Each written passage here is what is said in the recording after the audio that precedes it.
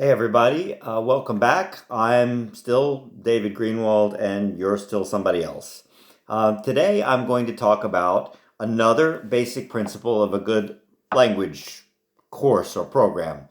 Um, so far we've talked about the problems with textbooks, repeating things like a parrot, that sort of thing. And we've said we need to have good alternatives to those. Here's another thing, and this thing is really frequently overlooked. And that is what I call the principle of the organizational principle of usefulness. Okay? This is not a difficult or surprising thing, but it is surprising how often nobody pays any attention to it. For example, if you open a typical textbook or syllabus, curriculum for a language class, what are you likely to see? You're likely to see teme, subjects, right? So, for example, Unit 1, sports activities. Unit 2, going shopping. Unit 3, watching television, whatever, okay? We all know this stuff. And the idea behind it seems logical enough. The idea is, well, these are things we all do every day in life. We need to know how to talk about them. So we open up to, let's say, I don't know, druga lekcja na kupowanie.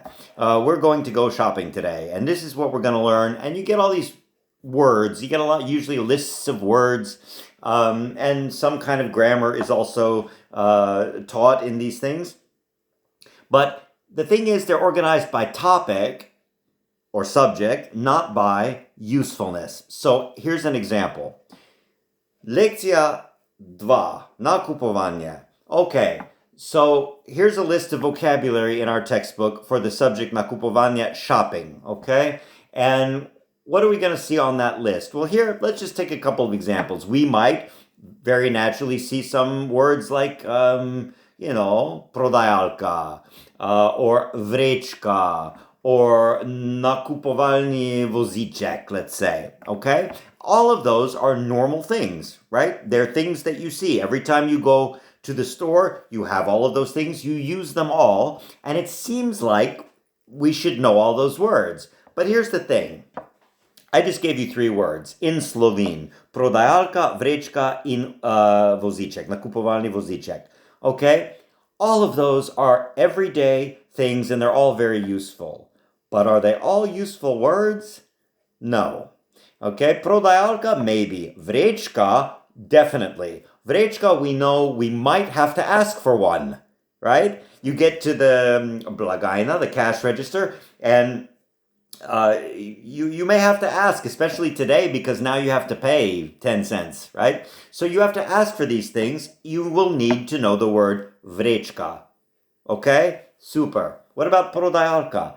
Well, probably not so much. It is possible, though. It is possible that maybe if you're talking to a friend about an experience you had while shopping, might have to do with the prodajálka, with cashier, right? So this is possible. We'll say that vrečka is a tier 1 word. We're going to need it if we go shopping, probably. And prodajálka is a tier 2 word. It's a second priority, right? It's not so important. We probably won't need it that much, but okay. How about nakupovalny vozíček? Well, let me ask you how many times in your life you have said that. Now, you may have said it a couple of times, but I guarantee you in an average year, you do not use that word. Why? Because you know what it is, you know where it is, and there's never a problem with it. You get it, you use it, you put it back, and you go home. And there's nothing to talk about, there's nothing to ask for.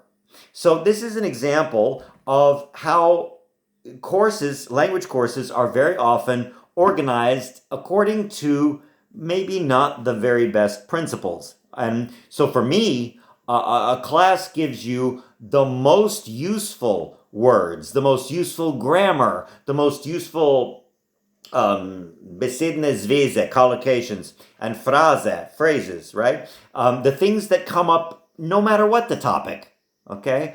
And that's the way my courses are organized. And I think that's something that's missing in a lot of language teaching today. So that's our point today, is the principle of of usefulness rather than thematic or topical organization. So hope you enjoyed this one, and I'll see you for the next one whenever I get around to it. Bye now.